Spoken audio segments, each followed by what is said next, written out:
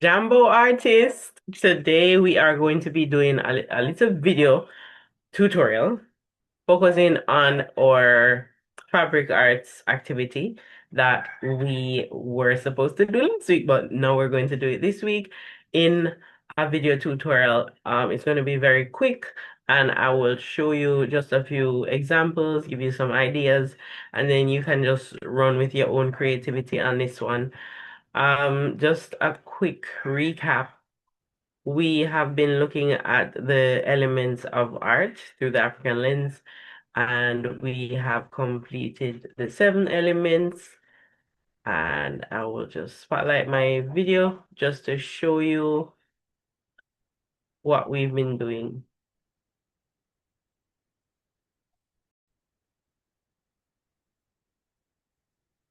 So we've gone through line and we looked at different art forms, focusing on line, like henna design, adinkra symbols, and different fabric pattern symbols as well, like mudcloth and dashiki, and also kente. Yeah, so little example of the element of line, the element of shape, and I put form just as a little side note here because we did form in our salt dough session. Um, but they do come together, so I just put them together. So for shape, we looked at different types of shapes that we would see in fabric art as well. And we looked at all these different types of fabric designs and what shapes were used within them. Color, we looked at how color can be used to get um different expressions in our work, whether warm colors, cool colors, whether we want a dull, low mood color or a vibrant high mood color. So that is an indication there of that. We looked at texture and how to create the illusion of texture in our shading techniques. Remember that little activity. Shape was paired with color in our session that we did about 3 weeks ago. And in the the depiction of shape, we used different intensities of color to create that that that depth. Yeah. So we created space by using different intensities of a specific color. And here we have value. We did that one quite a bit in our previous 9 weeks also, where we did lots of techniques on shading and portraiture techniques. So here I have um a little sketch of the shirt that I'm going to be painting on, and it's under my sketch pad here. Yeah. Now I did a little sketch of it, and whatever you're going to use, whether it's a piece of cloth or like a actual clothing item, you can do a little sketch of it and just have a somewhat of an idea of what you want to put on the cloth before you start. The next thing you want to make sure of is that the fabric is a natural fiber. So this is cotton. So ensure that whatever it is that you are painting on is a natural fiber. It holds the paint better. We also need to use acrylic paints because those are the ones that bond to the um the fabric easier.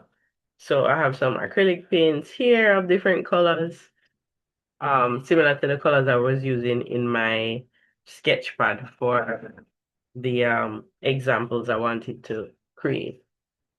So we have some acrylic colors here. If you have poster paints, that's all right, as long as they're not water soluble.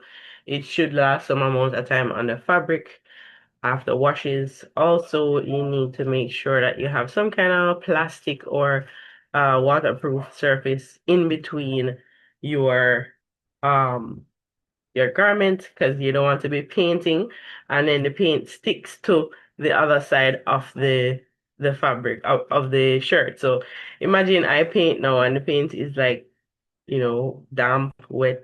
It soaks through to the back of the shirt. And if I leave it there, it will dry and actually stick together. So we don't want that. That's why we have this plastic here. And you need brushes.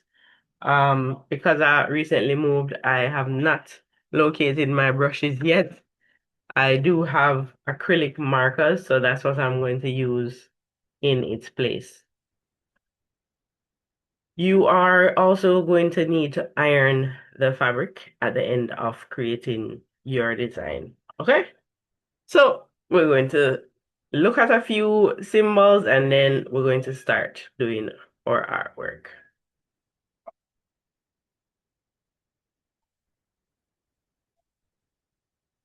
I hope you remember these Adinkra symbols. We looked at them briefly in our line session, and I chose this art form because of the heavy use of line within it and also shape. Shape is also there. And also what's really what's really good about this art form is that each symbol has a special meaning. Yeah. So you can look through these. I'll also post this in resources. So in case there's any one of these symbols that you would like to use, you can revisit it and get it onto your fabric design. Yeah, I really like the turtle here. I might just use it. Adaptability, I like that. And that's what's going on here now. Adaptability because I can't find my paintbrushes and I still found a way to make the artwork. The other one I wanted to share with you, the other art form is Bogolanfini or mudcloth. And there are a few symbols here that can be used as well in your fabric arts exercise. And as you can see, each of them have a meaning. The one that I admire the most is the iguana's elbow. For some reason, it is a symbol of good fortune. And this is because the iguana can lead a hunter to water. You can imagine that mudcloth is coming out of the country of Mali in Africa. It is in the Sahel region, so it is extremely hot there. And if you can find water as a hunter who is out in the elements, that is definitely a sign of good fortune. Here's another one of my favorites. This one, this pattern means wealth and luxury. It is supposed to represent the cushions of rich women from Mauritania, the Mauritania area. Yeah. Um, so that is also a nice symbol. Here's another one that is very traditional.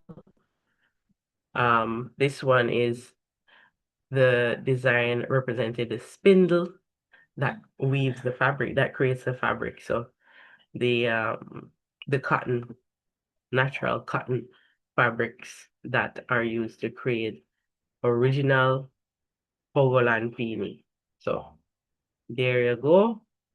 Oh, there's a little flower symbol here as well, a calabash flower.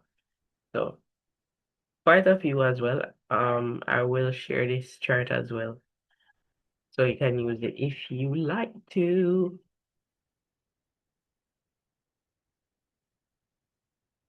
All right, just also remember your creative license is always number one.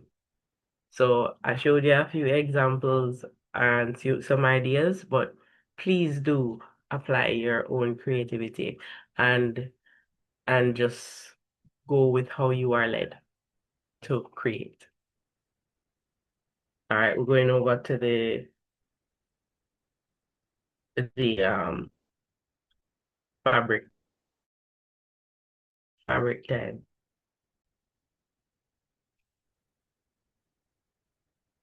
Okay, so I have my little sketch as you saw before. I'm gonna use that as my somewhat of a guide. And when you are painting on your fabric, so that is the sketch. I will be alternating colors, warm colors, and one cool color. When you are painting on the fabric, don't add water to the paint because it will make the paint start to bleed into other parts of the fabric that you don't want the paint to go to. So don't use any water with the paint, just use the paint straight with your paintbrush, and then you can begin. So let me start with orange.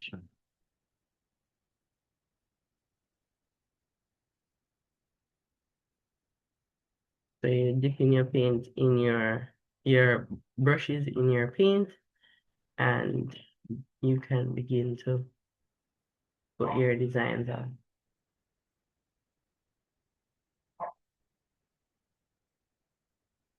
You can also use a pencil to draw your designs on before you start so that you can be more comfortable and sure of your lines. This is just an option.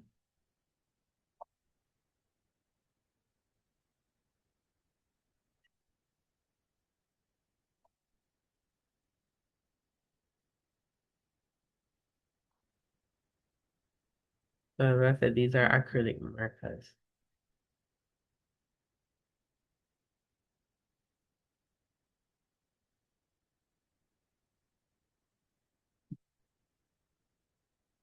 Hmm. Actually like how the brown looks.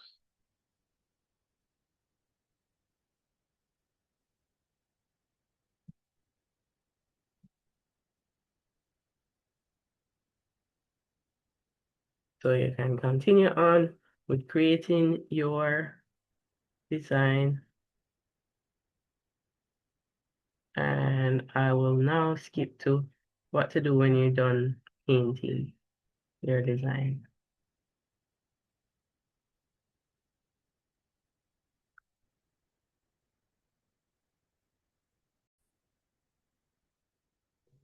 Okay, so now that I have finished painting on my design, as you can see, I did use some of the mud cloth patterns, but then I just went off on my own on this part. So your drawing again is just a guide. When this is dry, you're gonna have to iron it to set the color into the cloth so it will stay longer in the cloth, bind with the cloth better. Yeah. So that is the end of our session on painting fabric. And I hope you enjoy the session and I really look forward to seeing what you create.